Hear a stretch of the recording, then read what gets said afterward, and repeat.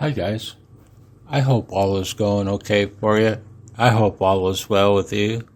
I'm getting ready to restore, to refurbish this Heathkit DX-60, and I was just getting ready to cut the power cord off, the 2-conductor power cord, so that I can install a fuse holder. And I'm really going to piss off the purists and the Heathkit police. See that blue tape with the cross? That's where it's going. For the first time in my life, I'm going to drill a hole in a chassis of a Heathkit, a vintage Heathkit. Anyway, I'm getting ready to cut, and I started thinking. By the way, in a moment, I'm going to take you on a tour of this thing. I might have done this in the past, but I've learned since then, and I feel like talking about it since I'm doing it now. My Heathkit Novice station from 1970 is now done. This is the last component of my Heathkit General Class station from 1970. Right? So, I was getting ready to cut the power cord off. I'm in a mood to work on it. And I started thinking, is a 3-wire grounded power cord necessary? On a receiver, I might say, yeah, if nothing else, to reduce noise. And I don't know if that's true or not, but possibly.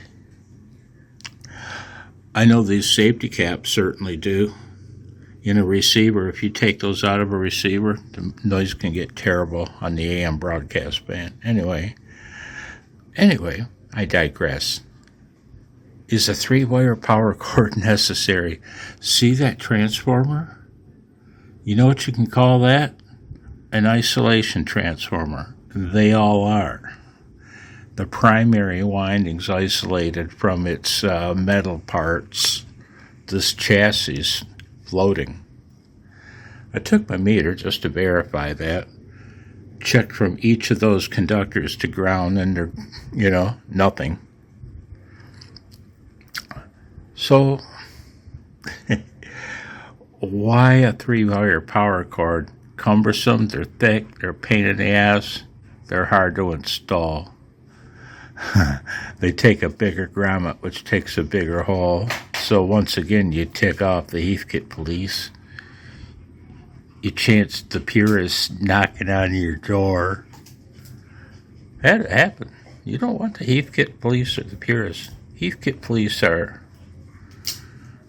they can be reasonable, not the purists, man. They know no humor. They have no lightness in their hearts.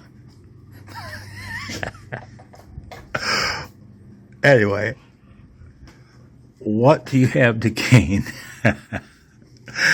I'm sorry, you didn't deserve all that. What do you have to gain by installing a 3-wire grounded power cord? Well, I guess in the case of a catastrophic failure, wherein the chassis became hot, it would blow a fuse somewhere, either in the rig or in your home, whatever, the power strip it's plugged into.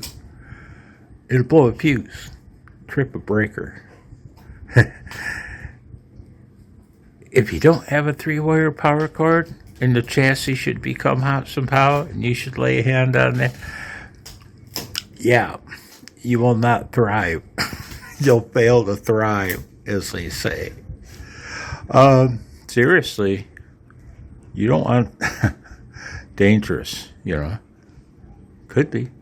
What are the odds of that happening? Catastrophic failure wherein the chassis becomes hot? Not very good. Are the chances 0? No. Reasonable chance. Right?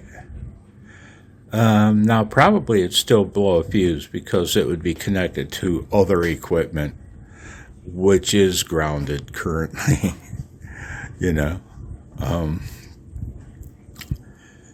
It connects to the receiver via the accessory socket and such. Yeah. So anyway, I'll come back and I'll give you a real quick tour. You know how I knew that. You know what made me laugh? I watched one of my old DX-60 videos, part of it anyway, and I started talking about the capacitors because somebody recapped it. Don't know who. Wasn't me that installed that. Wasn't me that installed these either. And in that other video, I was laughing like crazy. I was calling them San Waha. I was clowning on him because who has ever heard of a capacitor made by San Waha? You know what I mean? Not Bichet or Nishikan or whatever. Lately, I've been buying capacitors from Illinois Capacitor Company just to buy American-made parts. So there, take that, stick it up your ass, China. Japan, I got no problem buying your parts. They're damn good parts, and I like you. Oh boy, I like you if you're Chinese too. I just don't like your government. Right? So there you go. Anyway, enough bullshit for now. I'll bring you back and talk about my game plan. This thing's going to need a little work. I have my next question I'll pose you in the next video. See that white wafer switch right there?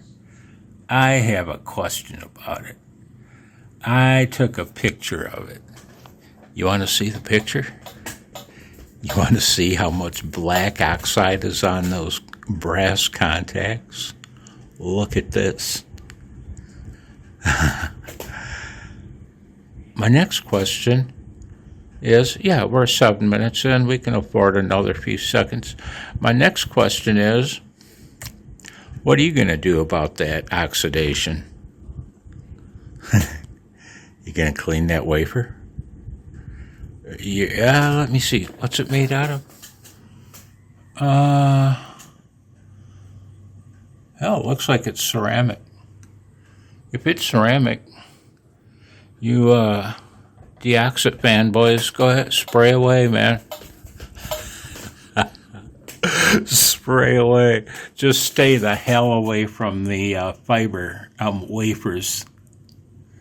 Stay away from them with your and stay away from them with your WD-40. Hell, that's a hell of a lot worse than what these DX-60 fanboys like to spray, and they do spray away.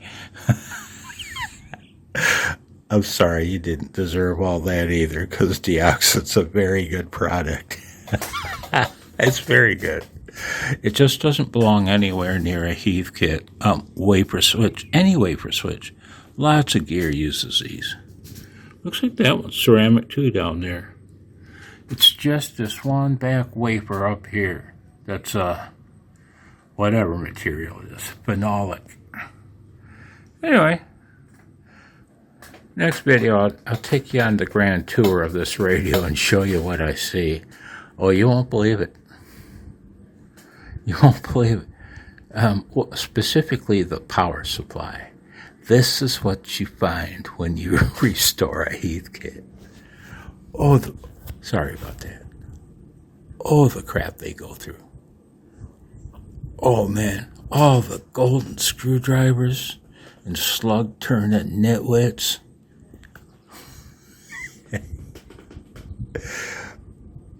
I'll talk to you later, guys. Bye now.